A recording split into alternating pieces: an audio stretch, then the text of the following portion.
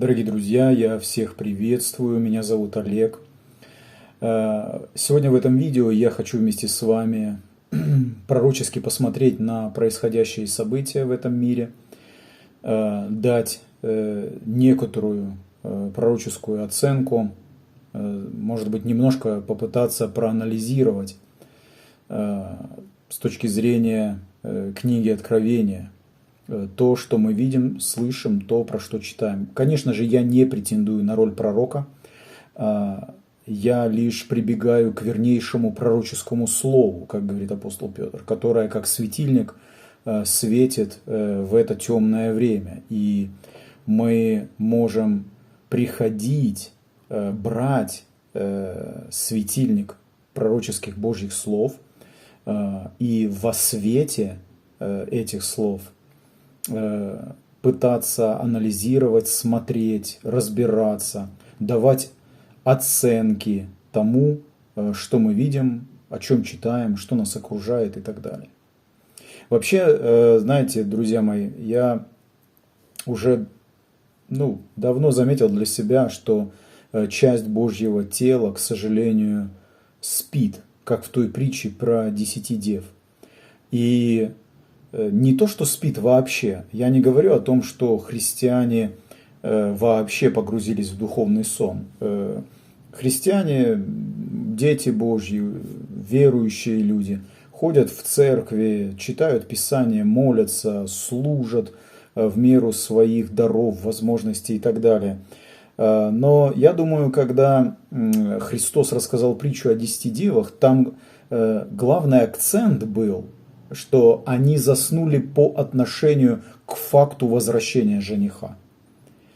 И вот то, что я хочу сказать, то, с чего я хочу начать, что, к сожалению, часть тела Божьего, они спят сном, духовным сном, по факту к возвращению Иисуса Христа. Они спят, не ожидая скорого возвращения Христа. Я недавно разговаривал с одной старой знакомой во Христе, сестра, которую, она уже в годах немножко, которую я очень люблю, давно знаю, мы вместе трудились не один год на Ниве Божьей, и у меня долгое время не было с ней общения. Она сейчас на оккупированной территории. И вот я ей позвонил, мы созвонились, разговаривали. Сначала просто о бытовых вещах, она делилась своими впечатлениями о том, какая жизнь у нее в ее поселке. Я спрашивал, как братья, сестры и так далее, и так далее. И где-то в середине разговора я просто сказал слова, что я жду возвращения Христа. Я жду возвращения нашего Господа. И знаете, что она мне ответила? Она говорит: Олег, а зачем ты так торопишься? Я говорю: в смысле? Что значит тороплюсь? Она говорит: ну зачем ты так спешишь? Ведь жизнь продолжается и все нормально. Не торопи события. И меня это удивило, друзья мои. И ведь знаете, я думаю, вы, может быть, такие настроения или мысли сами слышали в своих собраниях, в церквях. Я слышал это уже не один раз, когда люди говорят: я хочу еще пожить, я не спешу Господу, я хочу на небеса, но я не спешу туда, как бы. Мне еще есть ради чего пожить, мне еще есть что сделать, я еще сравнительно молода там, или молодой и так далее, и так далее. И интересно то, что вот мы читаем в книге Откровения: Дух и невеста говорят: приди, приди, Господи. Я думаю, что часть Божьего народа, та часть, которая истинно является невестой, они ждут его возвращения. Ждут каждый день, готовятся к его возвращению. Но есть часть Божьего народа, которая уснула по отношению к возвращению. То есть они живут духовной жизнью, у них есть какая-то своя духовная активность, но только в контексте вот этой земной жизни. Мысленно они не отвергают приход на небеса, что да, я когда умру, я туда приду, но как бы это и все. Но когда ты начинаешь говорить с ними о том, что Христос грядет, для них это немножко как какая-то абстракция, что ли. То есть проходят годы, жизнь продолжается, и ничего особенно не меняется. Да, конечно, когда-то Христос придет, но не прямо сейчас же. И я приду к Господу, да, 100%. Я жду этого часа в абсолюте, как бы теоретически, да, когда я буду у Господа. Но жизнь здесь и сейчас, и мне еще есть ради чего пожить. И вот с такими настроениями часть Божьего народа живет. И Слово Божье говорит, что это есть сон. А часть Божьего народа спит, заснули тогда, когда надо активно готовиться, потому что возвращение Мессии, возвращение нашего Царя, возвращение Господа Христа – это главное событие. И это все то, чему вообще мы посвящаем время своей веры, время своей духовной жизни и так далее. И вот помните, в той притче про 10 дев там есть один уникальный голос. То есть, когда все уснули, голос их пробудил и сказал: вот жених идет. Я верю, что этот голос сегодня в теле Христа – это та часть невесты, которые не засыпают. Это та часть Божьего народа, которые активно бодрствуют своим духом, и они настроены на возвращение Христа, они предвосхищают, они ждут возвращения Христа, и они готовят к этому возвращению остальную часть верующих людей. Потому что верующие люди есть разные формации. Есть плотские, душевные, есть духовные, есть совершенные, зрелые, есть пшеница, есть ячмень, есть виноград. Это все разные категории верующих. Я сейчас не буду вдаваться в эти особенности. И вот, дорогие мои, та часть Божьего народа, которые являются тем самым пророческим голосом, они не умолкают, они горят огнем Божьего Духа.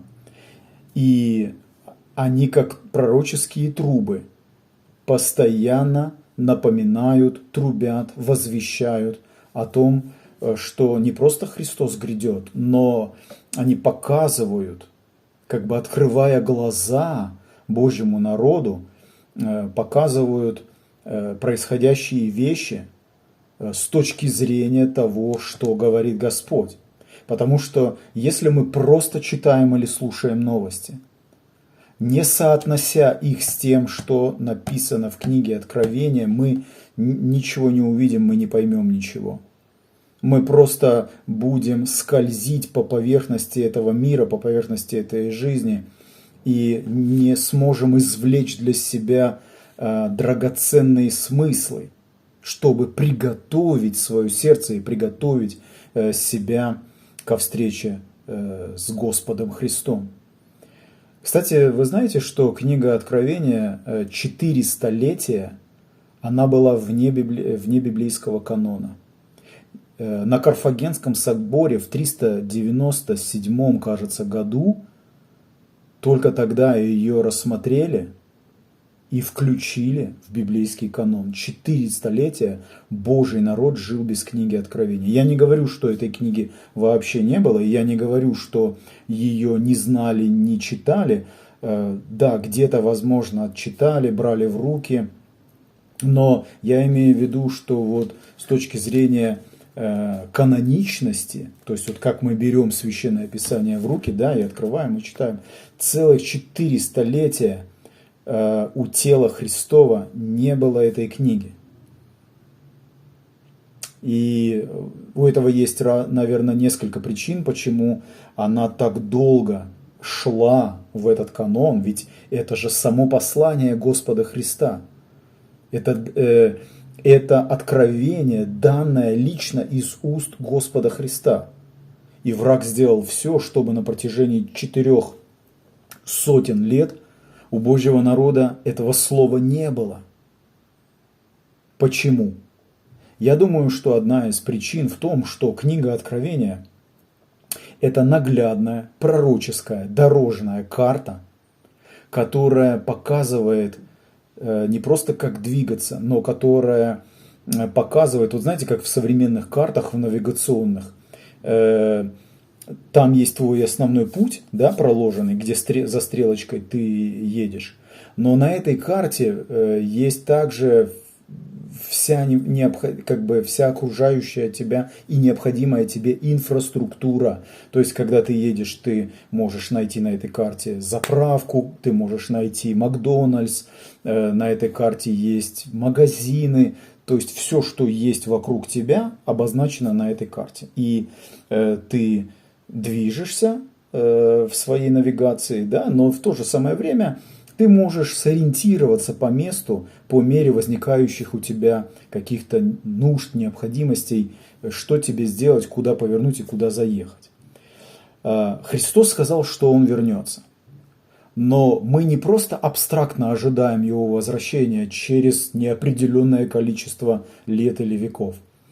Книга Откровения, навигационная карта, навигационное такая, знаете, навигационное послание, которое очень детально, в некоторых местах очень подробно показывает нам, что происходит, что будет происходить, что будет предвосхищать приход Господа, чтобы мы могли ориентироваться и таким образом готовить себя.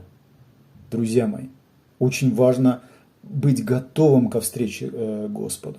То есть вот те 5 дев, помните, 5 глупых, они его ждали, но они не подготовились, они не позаботились, чтобы запастись маслом. Потому что ночь может затянуться, и масла может не хватить, если я не запасу его. Если мы сегодня не вникаем, боимся вникать, игнорируем книгу Откровения, мы просто можем не заметить многие вещи, с которыми сегодня приходится иметь дело. И мы отреагируем на них в лучшем случае просто, знаете, как бы упованием на Господа. Слава Богу, если это так, да. Но лучше, когда ты будешь заранее подготовлен, когда ты будешь вооружен. И ты, как бы, помните, как написано, этот день не должен застать вас врасплох. День Господень не должен застать нас врасплох. Все, что этот день несет вместе с собой, Бог уже проговорил. Через образы, через какие-то намеки пророческие, через какие-то смыслы духовные. Он все это уже проговорил. И задача Божьих стражей сегодня возвещать в тело Христа, чтобы Божий народ, слыша трубный зов, слыша пророческий голос, вот жених идет, готовил свое сердце, готовил свой дух, готовил свои пути, свою жизнь, приводил в максимальное соответствие с волей Небесного Отца.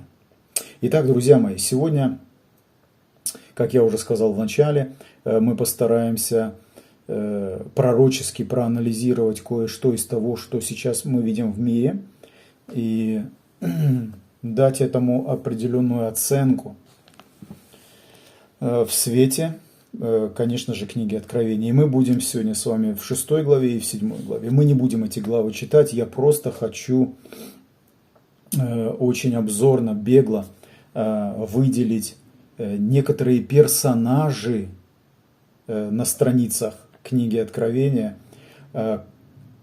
некоторых личностей, которые несут изменения в этот мир. То есть они движутся в духовной сфере, на духовном уровне, но вслед за их движением происходит резонанс, и события проявляются в этой физической плоскости. Книга Откровения, 6 глава, говорит нам о том, что печати были сняты Господом Христом с некоторой загадочной книги. Это книга событий. книга событий, предвосхищающих судный день, скажем так. И в 5 главе книги Откровения мы читаем про эту книгу, что она была запечатана. Печать – это символ защиты. То есть пока эта книга была закрыта,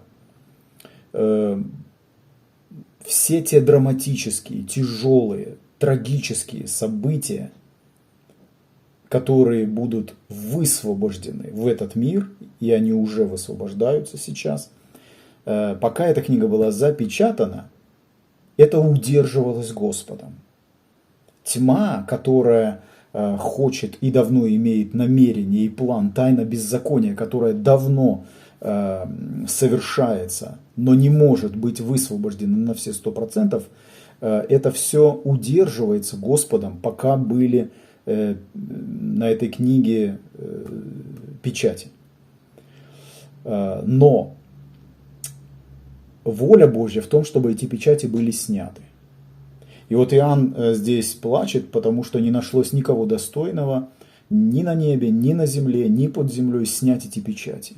И приходит Господь Христос, Агнец Божий, и провозглашается, что только Он достоин снять эти печати. И как только Он начинает снимать печати, свиток разворачивается, и по мере развертывания содержимого этого свитка на земле начинают сразу же воплощаться события. И первое, что мы видим по снятии печатей, на сцену, на мировую сцену выходят 4 личности на 4 конях. Это разноцветные кони, и разные цвета этих коней, они связаны с функциями этих всадников. Друзья мои, я хочу вам сказать, что сами по себе вот эти вот персонажи, 4 всадника, это не что-то новое вот в Библии. Они не берут свое начало в книге Откровения. Эти личности на самом деле в истории уже неоднократно принимали участие, они уже действовали в библейской, в Божьей истории, в истории этого мира, можно даже так сказать. Потому что 4 основных всадника, да, это кто здесь? Белый конь, это рыжий конь, война, это черный конь, который приносит голод, инфляцию, подорожание, и это бледный конь, смерть, непосредственно смерть. Вот у 4-го всадника есть имя собственное. То есть первые 3 всадника, они больше показывают как функцию, но 4-й всадник имеет имя собственное. И он, ну, можно сказать, как бы в нем те 3 всадника, они, ну, как сказать, он возглавляет, что ли, можно так сказать. Потому что, когда идет смерть, то она поражает и гладами, и морами, и мечом, и так далее. Это их функции. Вот смерть, она, наверное, как главнокомандующий, что ли, можно сказать, над ними. Я хочу вам показать очень быстро присутствие этих всадников, этих личностей в Ветхом Завете. Книга пророка Захарии, например, 1 глава, здесь Захария получает слово от Господа, и у него видение. И вот смотрите, Захария 1.8 мы читаем: «Видел я ночью, вот муж на рыжем коне стоит между миртами». Обратите внимание, на рыжем коне. В книге Откровения рыжий конь при 2-й печати выходит, и это тот самый, которому дано забрать мир с земли. Он высвобождает конфликты межнациональные, политические, военные конфликты. И дан ему большой меч. И вот здесь мы в Захарии тоже встречаем этот персонаж. Захария видит мужа на рыжем коне между миртами, которые в углублении, а позади него кони рыжие, пегие, то есть коричневые, и белые. Вот мы тоже видим белого коня. Кто-то, знаете, говорит, что в книге Откровения всадник на белом коне – это Иисус Христос. Я так не думаю. Почему? Потому что вот этот самый белый конь, мы встречаем его здесь в книге пророка Захарии. И у него здесь совершенно другая функция, которая никаким образом не отражает, что это Господь. Сейчас мы увидим, кто это такие.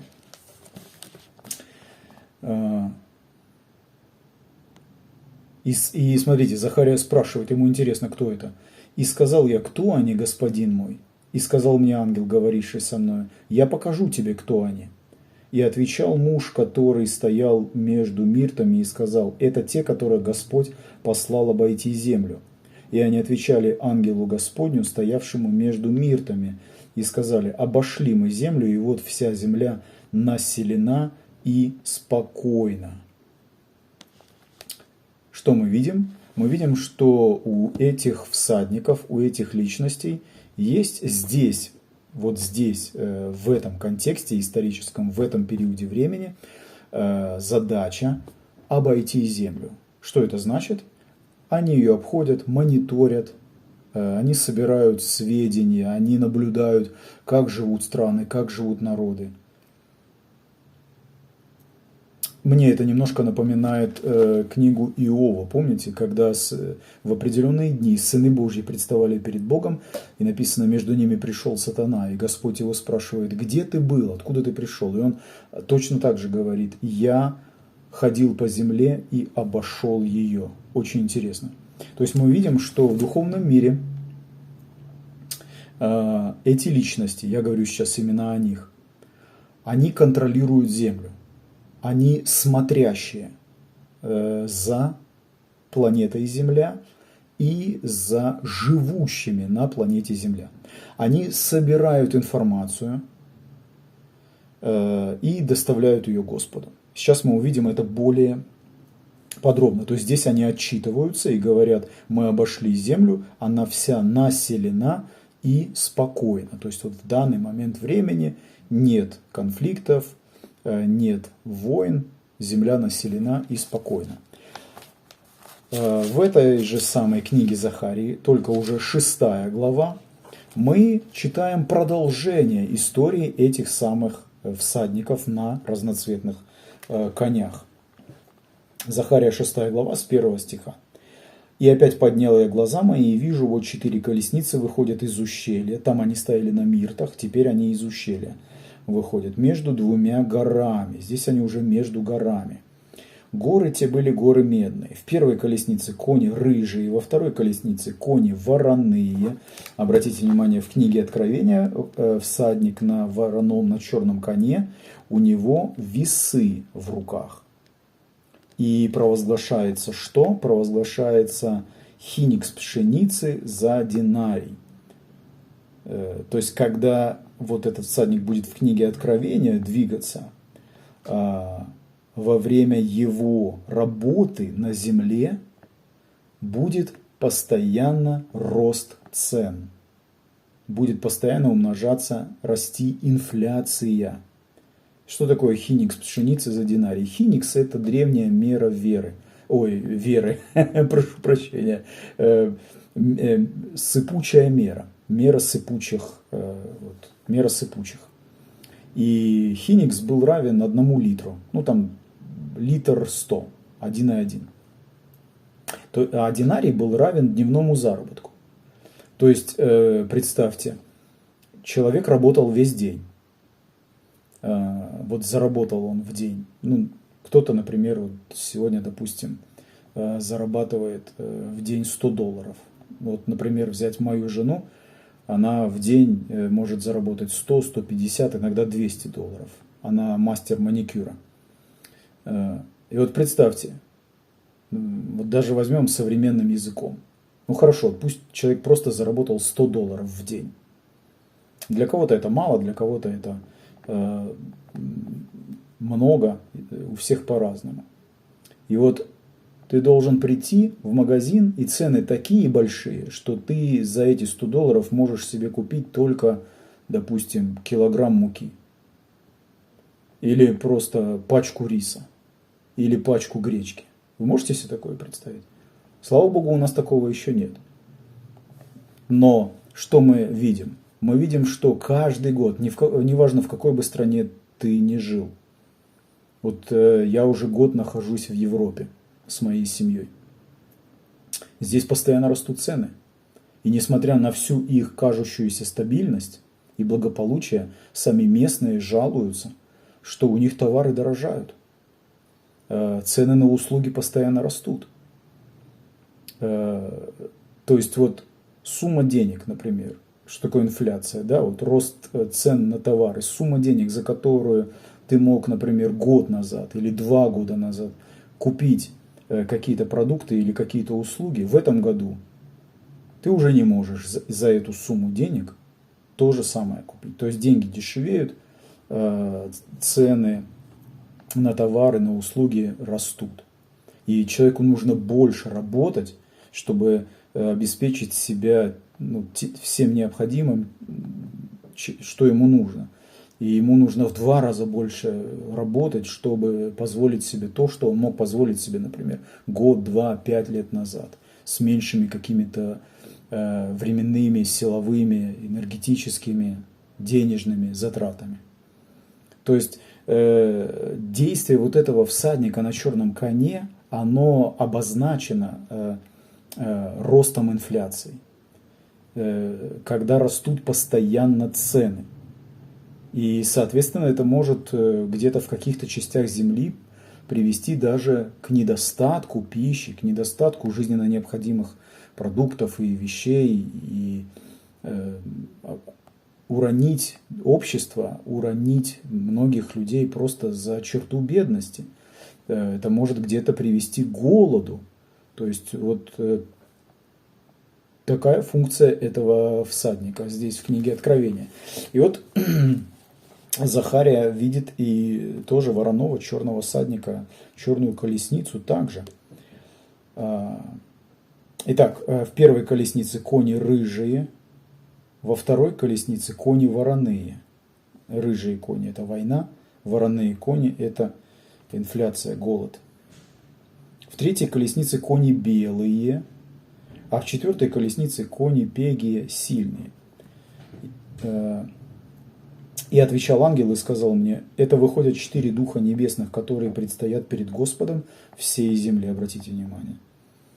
Предстоят перед Господом всей земли. Мы помним, я опять возвращаюсь к книге Иова, что когда сыны приходили с отчетом в назначенный день к Богу, тогда и сатана 2 раза приходил среди них, и тоже Бог его спрашивал, чем он занимался, и сатана тоже давал ему отчет. То есть предстоят перед Господом всей земли. Вороные кони там выходят к стране северной, и белые идут за ними, а пеги идут к стране полуденной. И обратите внимание, сильные пошли и стремились идти, чтобы пройти землю. И он сказал: идите, пройдите землю. И они прошли ее. Тогда позвал он меня и сказал мне так: смотри, вышедшие в землю северную успокоили дух мой на земле северной. Что значит успокоили? Значит, сделали то, что Господь ожидал, и принесли Господу известие о результатах своей работы на этой территории. Также может быть вариант, что они просто пришли, собрали информацию о живущих в земле северной, о том, что там происходит, как там жизнь людей, и Господу это понравилось. Ну, что бы то ни было, в любом случае мы видим, что это функциональные духи. То есть в том историческом контексте они работали вот так.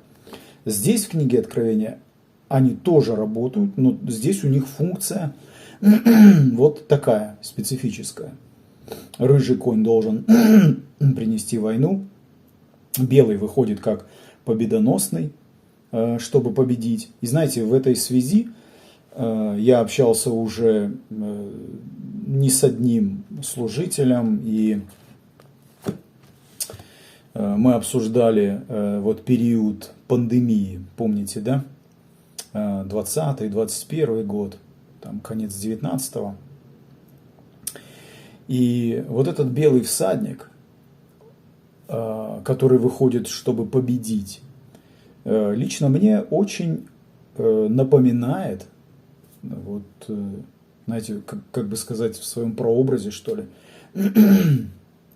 людей в белых халатах, которые выходят, чтобы победить моры, победить болезни, победить вирусы. Знаете, что очень интересно? Вот 22, кажется, декабря 2021 года, то есть в конце 2021 года, Билл Гейтс сделал официальный прогноз, вы можете это найти в интернете, насчет следующего года, что в 2022 году пандемия будет побеждена и прекратится. И тут у меня, знаете, еще тогда я подумал, думаю, стоп, как это? Как ты можешь прогнозировать поведение вируса? А откуда ты можешь знать, как себя вирус поведет? Кто может давать такие прогнозы? Тут люди заболевают, умирают. И сидит человек, который говорит в конце уходящего года, что в следующем году мы о пандемии забудем. И что происходит, друзья мои? Они действительно в 2022 году все забывают. Начинается война в Украине. И никому уже нет дела ни до какого вируса. А что, вирус исчез? Да нет, вирус был. Он был и в 20-м, он был и в 21-м, он есть и сейчас. Просто само явление, то, что тогда назвали пандемия, вот это массовое распространение вируса, а это уже была искусственно спланированная акция. И режиссеры, они знают, когда это надо начать и когда это надо закончить. Меня вообще удивляет, что организация, Всемирная организация здравоохранения, вы знаете, вот какие у нее полномочия, какая у нее задача, повестка дня, скажем так. Очень простая ведь на самом деле. Я хочу сейчас... Я здесь даже для себя открывал. Так. Нет, наверное, я сейчас это не найду. Ну, в общем, функции ВОЗ – это консультации, это просто наблюдать за эпидем-обстановкой в странах, давать какие-то консультации, то есть нейтральная, абсолютно нейтральная позиция. Но что мы увидели, друзья мои, в 2020 году? А мы увидели власть Всемирной организации здравоохранения. Мы увидели власть вот этого белого всадника, когда это, казалось бы, нейтральная медицинская организация, которая должна давать рекомендации, не вмешиваться во внутреннее устройство государства. Там в их уставе написано, что они дают рекомендации, но каждое государство несет ответственность само. ВОЗ не имеет такой власти, таких полномочий диктовать государствам, что они должны делать. А тут вдруг мы наблюдаем, что все государства практически, по-моему, кроме Белоруссии и Швейцарии, кажется, да, они выстроились все в ряд перед ВОЗ. И они все как один под копирку начали выполнять распоряжения. Укольчики всем делать, повязочки всем одевать, эти наморднички на лицо. И более того, это уже носило не просто, знаете, какой-то рекомендательный характер, а людей начали пугать штрафами, людей начали пугать увольнениями с работы, людей реально ограничили в свободе передвижения. Это что такое? Как это называется? А это власть. А это уже реальное проявление власти. Когда белый всадник выходит как победоносный, чтобы победить. Победили ли они? Если называть просто официальное объявление, что пандемия окончена, вот официально объявили о начале и официально ее прекратили. Если это называть победой, то да, они победили. Но ведь люди и сейчас продолжают болеть пневмонией, не так ли? И я думаю, в не меньших количествах. Просто об этом сегодня не говорят. На повестке дня сегодня другой всадник. На повестке дня сегодня война. На повестке дня сегодня дестабилизация вот этого существующего порядка под названием Вавилон. Сегодня мы видим инфляцию, черный всадник. А да, она была всегда. Но сейчас она просто, знаете, выходит из-под всякого контроля. Это самая инфляция. Страны Европы, у которых все хорошо, казалось бы, с экономикой. Почему растут цены на бензин? Почему растут цены на продукты? Кто может это объяснить? Да, у всего есть свое объяснение, и экономическое, и социальное, и так далее, и так далее. Но за всеми этими процессами стоят другие личности, которых мы не видим, но о которых мы знаем. И действия которых мы можем распознать. Согласно пророческому слову, друзья мои. И вот здесь, когда мы прошли очень бегло поведение и действия этих всадников, мы подходим к 7 главе, где на свободу отпускаются ветра. И это тоже очень интересно. 7 глава с 1 стиха. «После этого видел я 4 ангелов, стоящих на 4 углах земли, держащих 4 ветра земли, чтобы не дул ветер ни на землю, ни на море, ни на какое дерево. И видел я другого ангела, восходящего от востока солнца, имеющего печать Бога живого, и воскликнул он громким голосом к 4 ангелам, которым дано вредить земле и морю, говоря: не делайте вреда ни земле, ни морю, ни деревьям, пока не положим печать на челах рабов Бога нашего». И дальше речь идет о 144 тысячах запечатленных из колен Израилевых. Эти самые 4 ветра, они сдерживались Господом до момента запечатления сыновей Израиля. И вот кому они должны вредить? Смотрите, земля, море и деревья. На языке библейской типологии земля – это Израиль, море – это племена, языки и народы. Само Писание это объясняет. В книге Откровения, помните, блудница сидела на водах многих. Это разные народы. Деревья – это отдельные выдающиеся личности в политике, в бизнесе, в спорте и так далее. И вот когда эти ветра отпущены, тогда начинают происходить события. И что же мы видим сегодня? Вот взять прошлый год, 24-й. Итак, первое, кому вредят ветра, это земля. Израиль. Что происходит в 24 году, друзья мои? А Израиль начинает войну в секторе Газа. Сначала это война с Палестиной. Потом конфликт разгорается с Ираном, с Хезболлой. Потом он переносится на территорию Ливана. Израиль начинает бомбить сначала Ливан, потом туда вводят сухопутные войска. Сейчас уже мы читаем в новостях, что правительство Израиля готовится к полномасштабной войне с Турцией и призывают в новом году увеличить военный бюджет. Турция точно так же заявляет, что она находится в режиме подготовки войны с Израилем.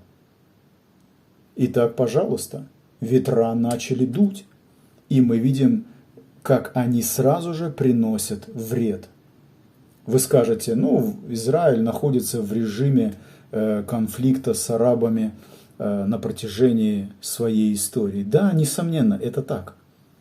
И эти всадники, как я говорил, война, инфляция и так далее, смерть, они начали действовать не только сейчас. Печати были сняты 2000 лет назад, когда Христос поднялся в небеса. Он снял эти печати сразу же. Иоанн это засвидетельствовал. И события снятых печатей, они в истории проявляли себя постепенно. Просто речь о чем? Что перед приходом Иешуа эти события будут набирать свой ход. Колесо событий будет вращаться все быстрее и быстрее. И почему сегодня так много всего начинает происходить? А потому что времени не осталось. Помните, ангел летит по небу и провозглашает, что времени больше не будет. Времени для спокойной, размеренной, беззаботной жизни не осталось. Господь грядет. Давайте посмотрим, что же происходит с морем. Ветер дует на землю, потом он дует на море. Море – это народы. И вот уже сегодня мы читаем о заявлениях Трампа, что он хочет сделать 51-м штатом Канаду, он хочет присоединить Мексику, и он хочет купить Гренландию, и даже намекает, что если Дания не захочет продать, то они могут это силовым путем забрать. Он хочет забрать Панамский канал и заявляет, что США не позволит Китаю контролировать Панамский канал. Что это за заявление? Это прямого конфронтационного характера заявления. И вот тебе, пожалуйста, страны, которые еще вчера жили спокойно, наслаждались своей сытой, тихой, размеренной, успешной жизнью. Вдруг сегодня вице-премьер, ну не прям сегодня, вот мы читаем в новостях, вице-премьер Дании говорит: я и представить себе такое не могла и не могу, чтобы США потребовали Гренландию себе. Тем более я не могу себе представить, что США могут силовым путем ее забрать. Не могла представить. Да, действительно, еще недавно не могли вы представить. Так же, как и мы не могли представить, что 24 февраля 2022 года начнется полномасштабное вторжение в Украину. Но многие вещи начинают происходить, и это кажется совершенно нелогичным. Но это все часть того, о чем говорит Слово Божье. Ветра дуют, и они дуют на море. И народы, которые не ожидали этих ветров, на них сегодня эти ветра приходят. Премьер-министр Канады Трюдо подал в отставку. Так уж совпало, что в момент, когда Трамп объявил Канаде, что он собирается Канаду забрать, Трюдо поддает в отставку. Ну, наверное, оказался не готовым к таким вызовам, с которыми встретился. Я не знаю. Там в Америке уже, может быть, вы видели, там нарисовали новую карту. Новый флаг с 51 звездой. И это в этой карте Канада, в этой карте Мексика. И они даже назвали уже не США, а КАМ. Канада, Америка, Мексика, КАМ. То есть новая страна под названием КАМ. И они там показывают, что какая площадь будет, что площадь будет уже даже больше, чем территория России. 500 миллионов людей населения. И благодаря этому Америка сможет стать третьей в мире после Китая и Индии по численности своего населения. Ну и так далее. Все очень быстро меняется. Начинается глобальный передел. Более того, ломается система вот привычного нам капитализма. Система Вавилон будет поломана. Потому что система Вавилона – это очень мягкая, лояльная система ко всем. В Вавилоне могут жить все. Любой ориентации, любого вероисповедания. Там всем хорошо. Ты можешь зарабатывать, будь кем ты хочешь быть. Просто отдавай Вавилону часть и все. Вавилон лоялен ко всем, терпим ко всем. Царство Антихриста – это будет жесткое царство. Оно не будет компромиссным, оно не будет лояльным никому и ни к чему. Ты либо подчиняешься и делаешь то, что тебе говорят, либо ты будешь изгоем, или же будешь казнен. Либо умрешь с голоду, либо будешь казнен. Вот и все. Перед тем, как царство зверя будет установлено, царство Вавилон должно быть сломано, потому что это две абсолютно разные системы управления. И вот тот самый зверь, о котором мы читаем, у которого 7 голов там, и так далее, это страны, которые войдут в альянс, которые дух зверя потом возглавит. И сейчас началась битва мироправителей тьмы века сего. Сейчас началась битва сильнейших. Началась гонка такая, знаете, я бы даже сказал, кто войдет вот в систему этого зверя, в систему управления в новом мировом порядке. Потому что старый порядок, он не просто когда-то будет поломан, он ломается уже сейчас у нас на глазах. Там Панама тоже, почитайте, они в шоке, что у нас забрать этот канал. Да, когда-то американцы его построили, это их рук дело. Но потом они же добровольно это Панаме и отдали. Канада тоже в шоке, что мы самостоятельная независимая страна с успешной экономикой. А нам говорят, что мы должны стать частью другой страны. Зачем нам это надо? Не хотят. Дания тоже в шоке. То есть мы видим, как эти ветра дуют также и на отдельные народы. И что они несут? Они несут повреждения, они несут вред. Допустим, вот взять даже наводнения, катаклизмы какие-то. Это все работа этих самых ветров. В Испании вот в 24 году сильнейшее наводнение было. Там свыше 200 человек погибло. Вы помните это все. И последнее. Ветра дуют на деревья. Деревья в Библии – это отдельные личности. В пророках очень часто Бог каких-то царей, каких-то князей сравнивает с отдельными деревьями. Там, ты там царь Ассура, ты как большой кедр на Ливане и так далее, и так далее. Здесь тоже все понятно. То есть отдельно внимание этих ветров также будет направлено не просто в целом на народы, но на отдельные личности, выдающиеся личности в политике, в спорте, как я уже сказал, и так далее. То есть вот смотрите, что мы видим, на кого подули эти ветра и кто не устоял.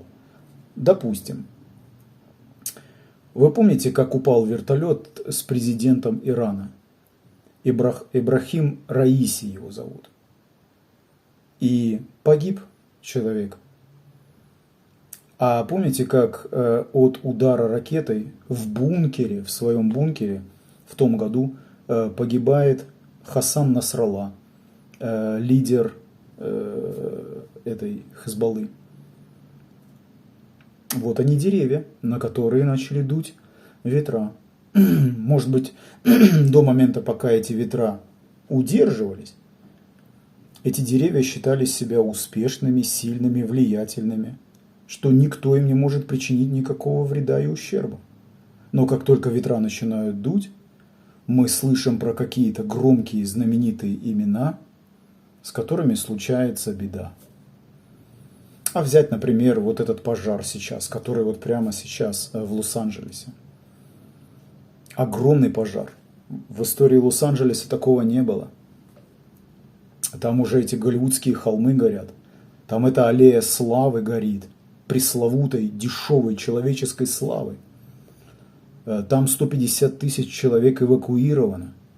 Там свыше 2000 домов сейчас сгорело. Дома всех этих голливудских звезд и знаменитостей. Пэрис Хилтон, Батлер, Энтони Хопкинс. Ну, там целый список этих имен. Ущерб, причиненный, равняется на данный момент сумме 57 миллиардов долларов. И площадь, которой охвачен огонь, свыше 60 тысяч квадратных километров.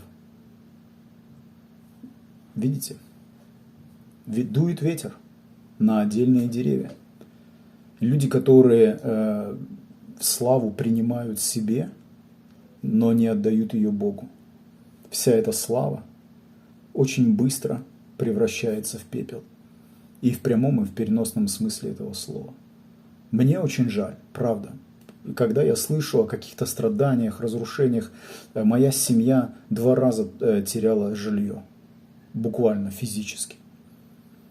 И мне всегда очень жалко и очень больно, когда я слышу, как неважно какой статус социальный у людей, когда они теряют, это всегда тяжело и неприятно. Мне очень жаль.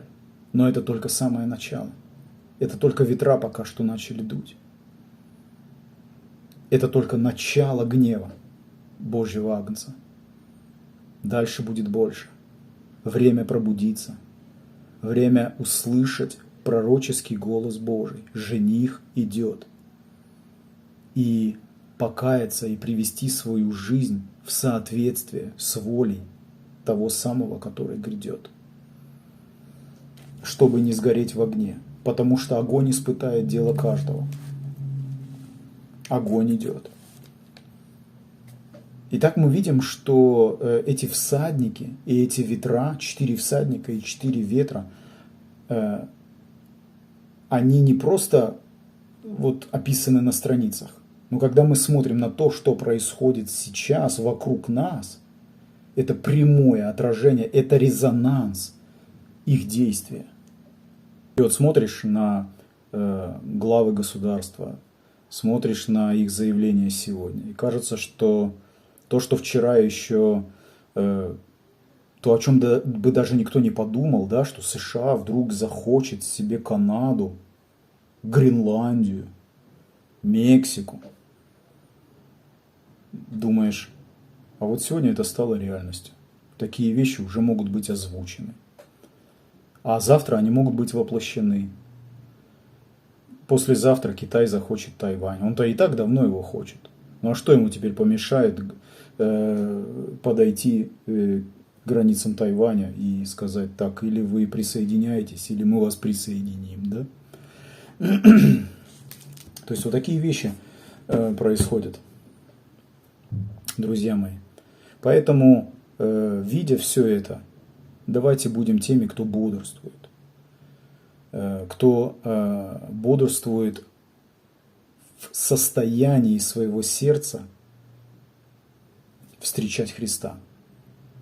Кто не дает своему сердцу и разуму уснуть вот этим вот сном мирской обыденности. Но каждый день ты ждешь возвращения Господа.